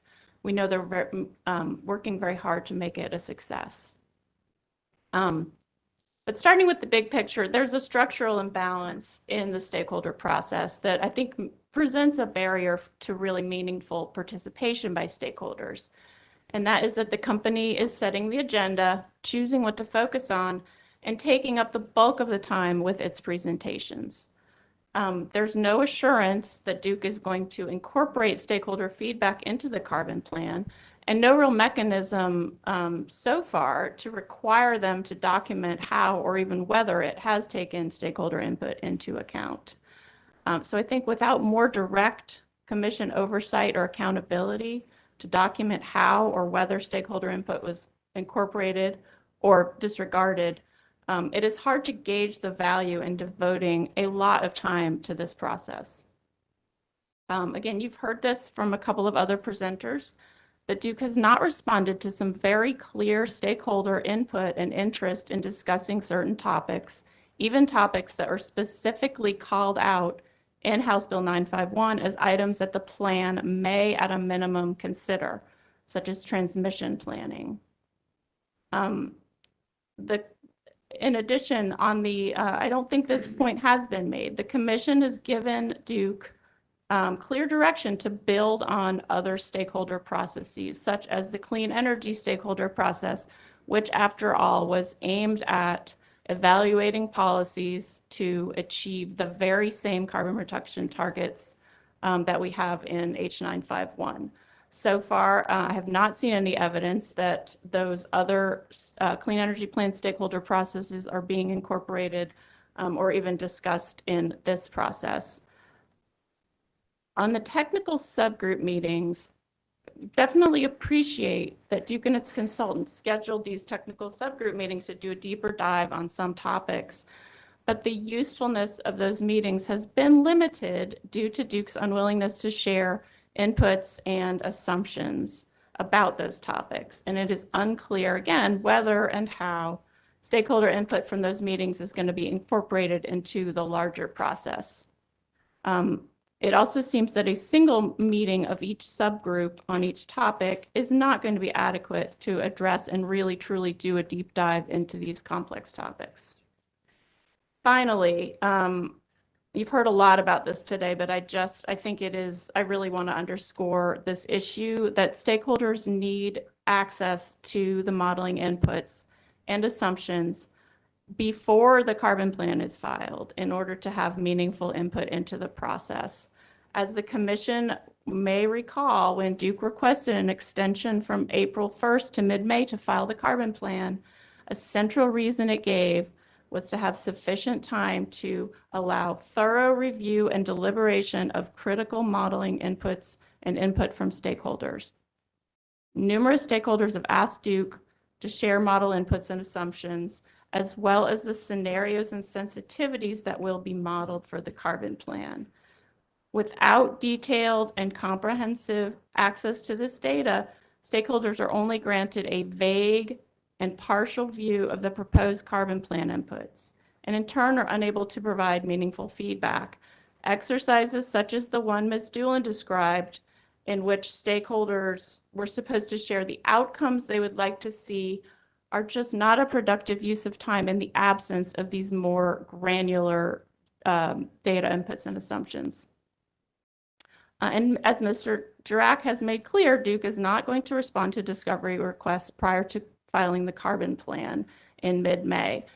I don't know how much time it takes to actually do the modeling. Again, I'm a lawyer, not an engineer, but I am told by our consultant that 2 months is not going to be adequate, and understand that the commission is under a severe time crunch here. So those 2 months are not going to be adequate to analyze Duke's plan or conduct their own intervener's own modeling prior to the deadline for intervener filings. Duke can and should share those model inputs as soon as they are available, which will be in advance of their filing of their carbon plan. So the stakeholders have enough time to do their own modeling and develop the apples to apples comparison with the Duke plan for the benefit of the commission. You've heard a little bit about this before, but finally, the Encompass software that Duke will be using combines all of the inputs for a modeling project into a single database that our consultant tells me can be easily imported and exported across users and can be easily read even by non-Encompass users via Microsoft Excel. I'm sensitive to Duke's limited resources and know that this plan is a big lift, but I am told that sharing the Encompass database is not a big lift. So Duke should share this database as soon as it is available, subject to appropriate confidentiality agreements. And Duke should also share the data sources and methodology used to develop the Encompass inputs and assumptions. And I have a checklist of these data points that I won't try to run through right now, but would be happy to provide that to Duke and/or Great Plains Institute and other stakeholders, or file with the commission if that would assist you. Thank you very much for your time. All right, Ms. Thompson, I have a few questions. You're the last on the witness stand, so you're going to get them. There has been a consistent call for granular data, assumptions, model inputs, transparency into, that information that is, within Duke's purview. But what I've also heard from Duke is, we're not there yet. I mean, we're still working on this. All of this is, to me, I hear Duke saying, the data and the inputs sought, or the assumptions sought by the intervening parties may not yet be crystallized. And so how do we make productive use of this time for the purpose of achieving a carbon plan that's consistent with the statutory mandate we're operating under at this point? We need to use this limited time productively. And how do we do that? How do we not, if we were to give the interveners everything that they were asking for, access right now, Duke, turn everything over right now, how do we keep this from devolving into litigation? We need to use this time productively so that we can influence the data and the assumptions that go into Duke's model, reflect the feedback and the engagement from all of the parties who are involved here. So how do we do that? I mean, I hear you say, you said it, I think, very artfully when you said there are barriers to meaningful participation. I hear that. But how do we also keep this from just devolving into litigation where the lawyers are just firing off data requests back and forth and coming to us to help resolve those data requests before we really get into a litigated posture here? So help me. How do we strike a good balance here? Sure, I can try. I can't speak for the other intervener council, of course, or Understood, and I'm not asking you to, but you help me. What our consultant needs and what we would like to have is to have the Encompass database when it is available, which we understand it probably isn't right now, or almost certainly isn't right now. Mr. Breitschwartz nodding at me that it is not available. Because those inputs haven't been finalized, and that's understandable. But at a certain point, prior to filing of the plan in mid-May, when Duke's getting ready to press start or whatever, however they get their model going, that database is going to be available, and we would like to have it at that time. And we understand that it is not a big lift to produce that. In addition, I think my understanding from going through, IRPs and other proceedings is that there will be other inputs that need to be finalized in advance that may be ready now. The load forecast, for example, that might be ready now. If Duke has done any new resource adequacy studies, those may be ready now. So if there's anything that is final or near final, I guess I shouldn't even say final. If there's anything that is ready now, we would like Duke to produce that. And I think it should benefit Duke as well to have stakeholder input in advance of doing the modeling to produce the plan. I think Ms. Doolin has expressed that it has been helpful to have some stakeholder input. And Mr. Drack's been in a lot of meetings, I think it sounds like, discussing stakeholder input.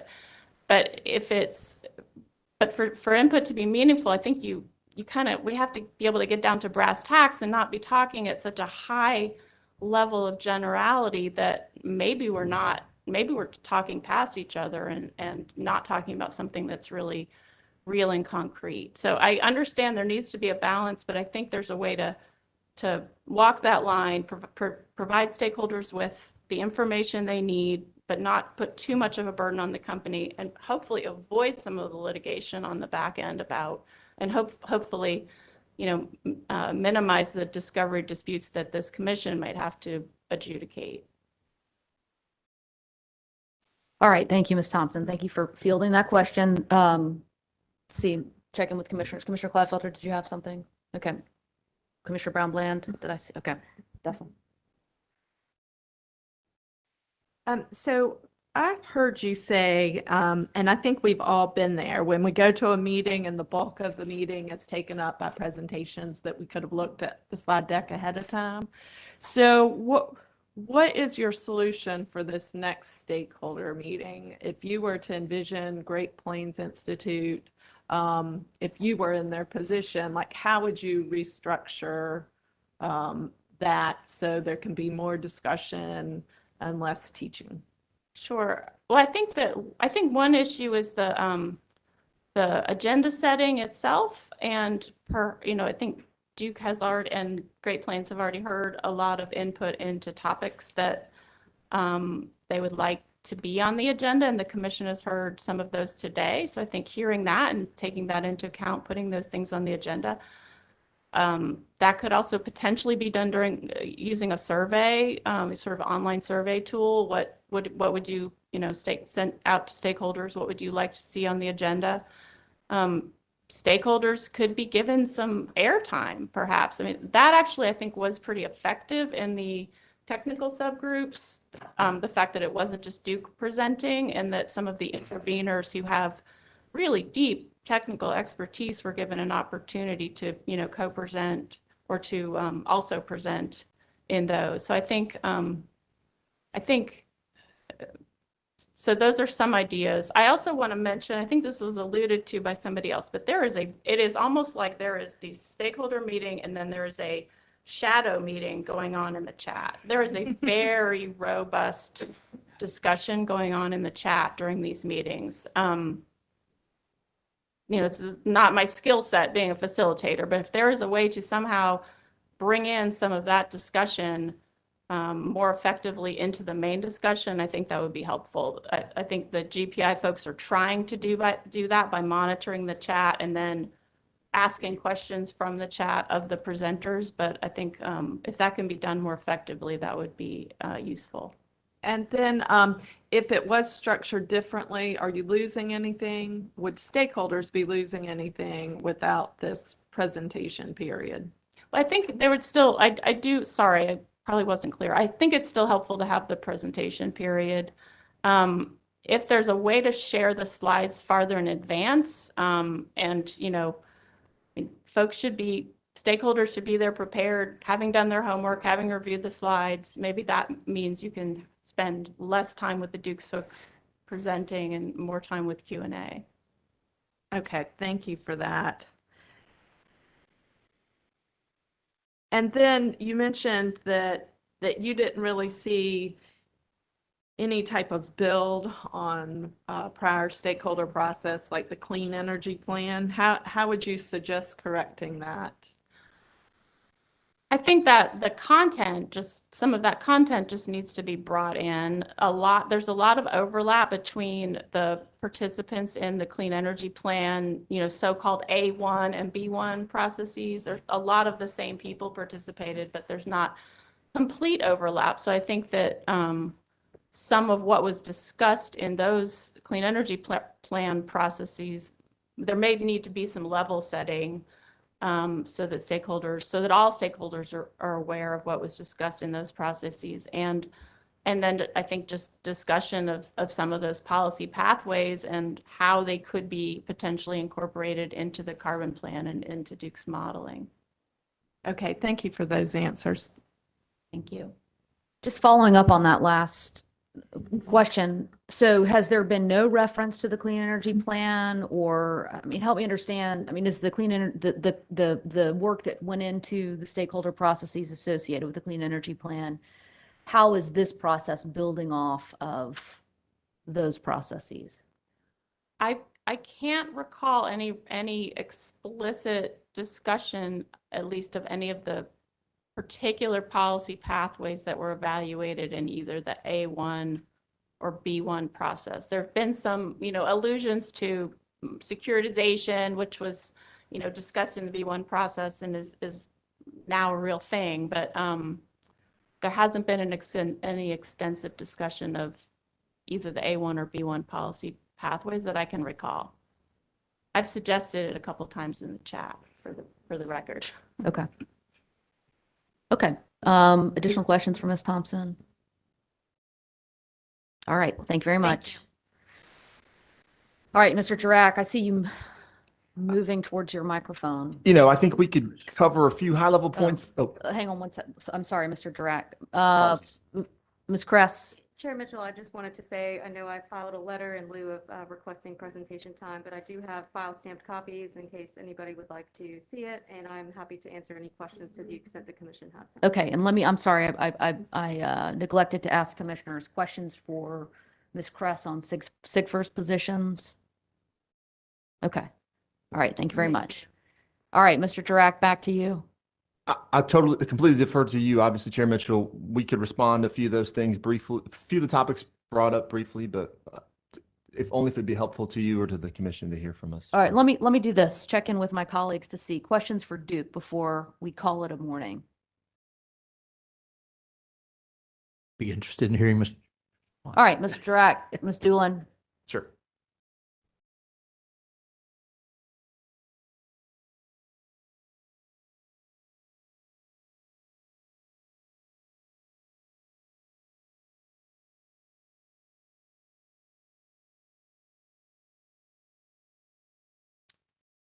Well, again, appreciate the dialogue we've had here this morning. Recognize there's some differences of opinions here, and we continue to be committed to hearing from stakeholders, both in this forum and other forums.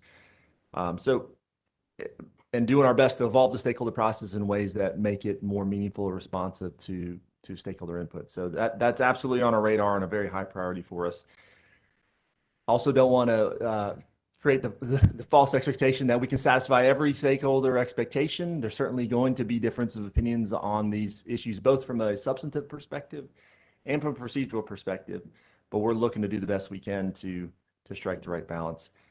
I would just briefly respond about 3 or 4 points, and then I've asked Rebecca to chime in here if I miss anything, and we'll just kind of tag team this. I think the big ones I would probably hit are obviously giving an opportunity for stakeholders to have their voice heard in the meetings is a high priority for us. And I would respectfully disagree some of the characterizations. There has absolutely been chances in the meetings, and Rebecca alluded to this, that we have intentionally carved out time in the meetings thus far to allow stakeholders to have their voices heard. And in addition, the stakeholder input line is open 24 hours a day. We've asked for parties to deliver the inputs they think we should be using, and we would love to receive those. So we're doing the best we can to give the opportunities for stakeholders to make their voice heard. We will continue to focus on that in the final stakeholder meeting. But it's obviously a challenge to Commissioner Brown-Bland's points about the large classroom versus the small classroom. We're in a large classroom with 500 attendees on a conference call. There are practical limitations on whether everyone can feel like their voice was heard in that space, but we're doing the best we can to balance it given the context of what we're doing here. So I don't know if anything you want to add there.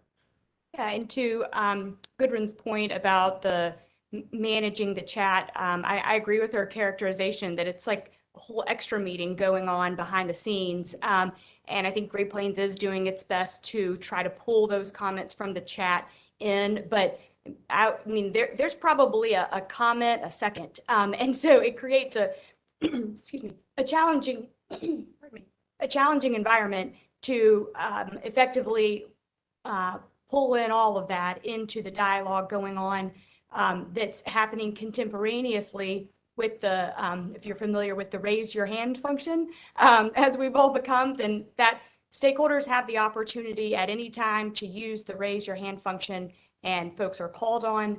I think it's also important to think about the voices in this room are the ones that you hear from the most, probably because these are parties that are interveners and are going to participate in the litigated process. But there's also a whole lot of other voices out there that want to be heard. And so where we've got a long line of folks with their hands raised, we do our best to get to everybody. And I say we, I actually don't have anything to do with it. The Great Plains Institute facilitates all of that. And so if I appreciate the remarks about how stakeholders could feel more heard. As Jack said, that is an utmost priority to us, and we will think about ways to, I should say, that has actually been at the forefront of our minds in the development of the second meeting, so that, like I mentioned earlier, we put together 6 slides to cover 4 hours because we wanted to make sure there was significant time for feedback. If there are process ways that we can improve that, we'll continue to do that, of course, but that's at the forefront of our minds and very important. Yeah, and one last thought there is just that we are, I mean, to the question of are we hearing stakeholder feedback and are we responding to it? The question is yes, we are doing that in real time behind the scenes. We are trying to communicate that in meetings, and in our filing, we will absolutely describe the ways in which we responded to and evaluated stakeholder feedback. 2 more quick points, and then I'll get us out of here for lunch, which I know we all want to do. The sharing of inputs. So certainly, again, first to concede, not the expert here. And we've heard these requests. We've heard some more clarity on the request here that we can take back to talk to our real experts about what it may look like to share some of this stuff. But I continue to have concerns about when that will be ready, legitimately final in a way that can be shared. And we also have real concerns about what Commissioner Duffley raised, which is this potential for moving target of reviewing of data inputs that get changed, and then confusion in the proceeding about what were the differences between the draft that was shared and the final.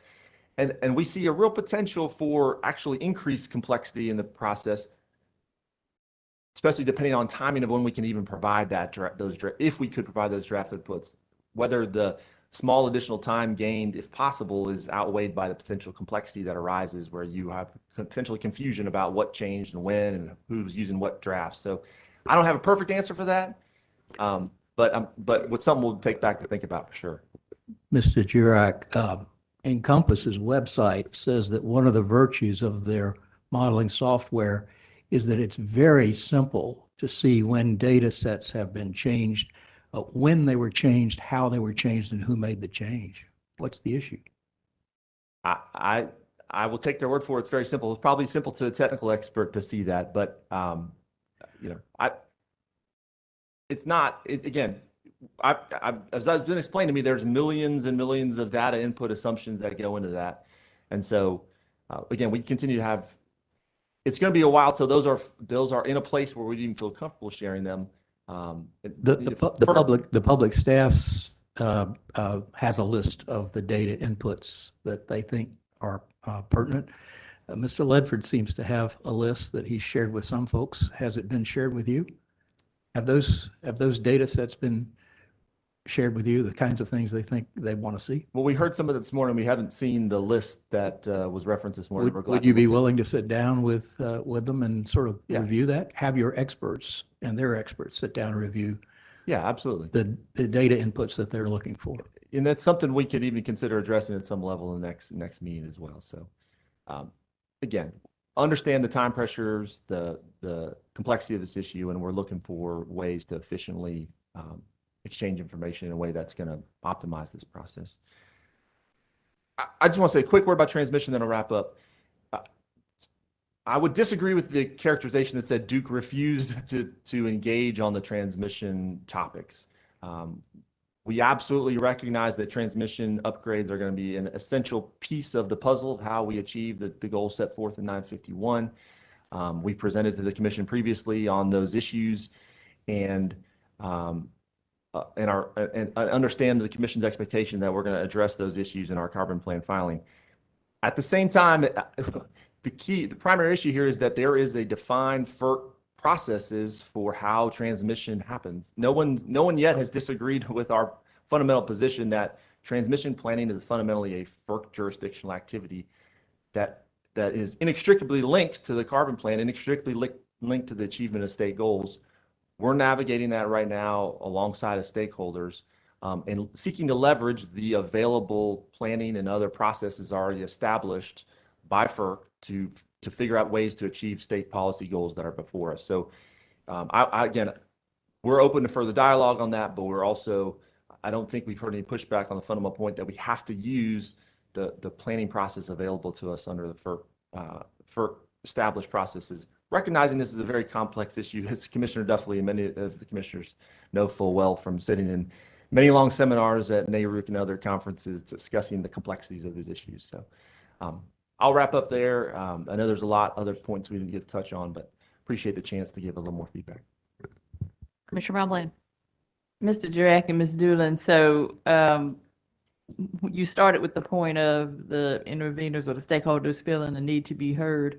And I think it is wrapped really closely to getting the information, because they may be able to be heard, but they don't know what to say yet because it's kind of dependent on the information. So that's all tied up together. And I would just, I respect what both sides have to say about the difficulties and the complexities.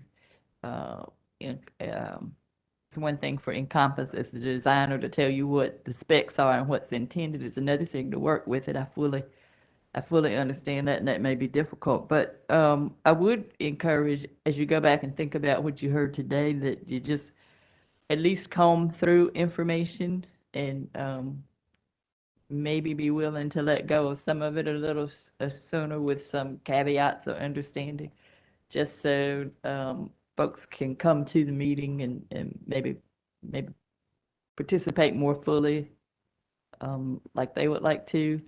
But if just that idea, you heard me ask that question about a rolling availability, if there's some info. I know, Mr. Jurek, you've been on the other end. Nobody likes the dump at one time, and particularly if you're in a big crunch, it will be difficult. So as much as you could come through, and maybe some of your people could provide some of the inputs now, or some of the data that you're working with now, that would be helpful. And if you go through that and you can't, I'm not saying you have to do that. I'm just saying look for it and see if it's there. Appreciate that. Thank you for that feedback.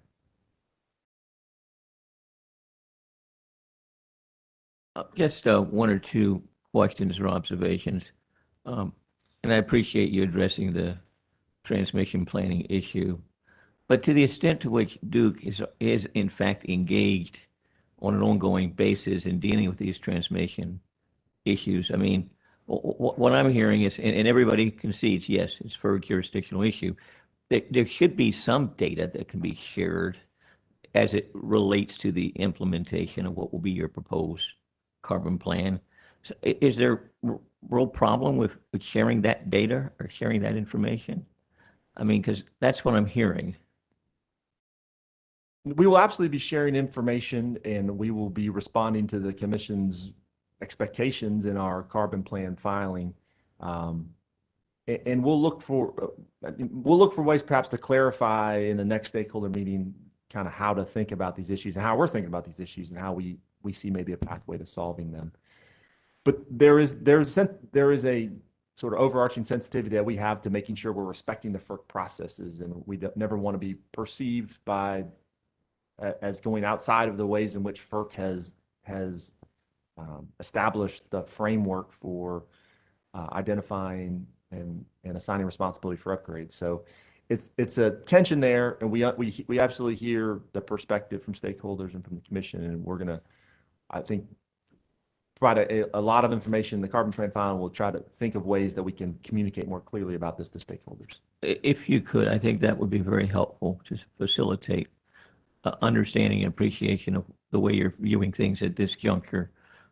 Understand it might be conditioned upon A, B, C, D, and E, whatever those assumptions may be. And then secondly, of course, public staff identified 4 additional categories where you might have technical subgroups working. One of them dealing with Encompass, which you've already addressed to some extent. The other one dealing with demand assumptions, transmission upgrade costs, distributed energy resources.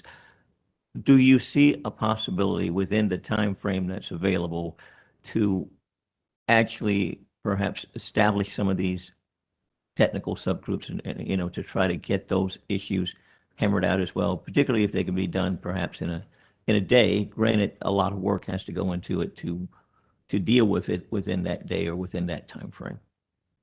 And understanding there would likely be follow-up, which would occur subsequent to whatever sharing of information would occur. Yeah.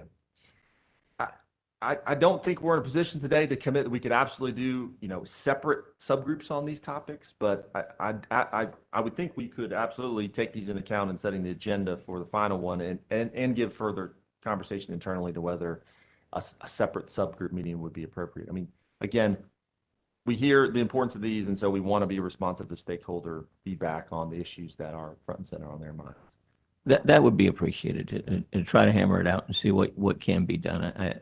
I'm hearing that concern, and I guess that's why I asked early on, what were the additional categories that might be out there where you might be able to work and establish dialogue communication and take a deeper dive other than the ones that were initially established. So if that could be done, I think that would help facilitate the sharing of information in a way that would be meaningful and insightful to stakeholders and others.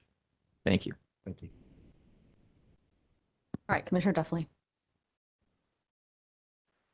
So I too encourage you, especially with the transmission planning issues, that's, you know, there's a difference between cost allocation, which is clearly for jurisdictional, and transmission planning, that it's a bottom-up type process. So where you can work with the stakeholders on that transmission planning through the North Carolina Transmission Planning Collaborative, please do so.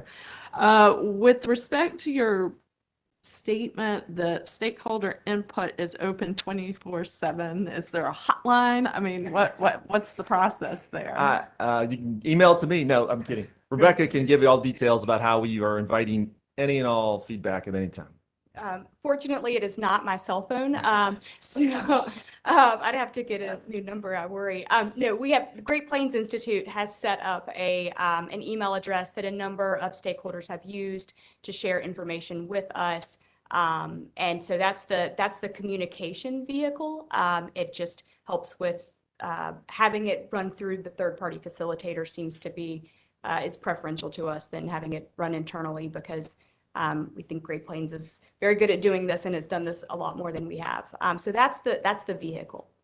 Okay, thanks. And when you talk about seeking inputs, I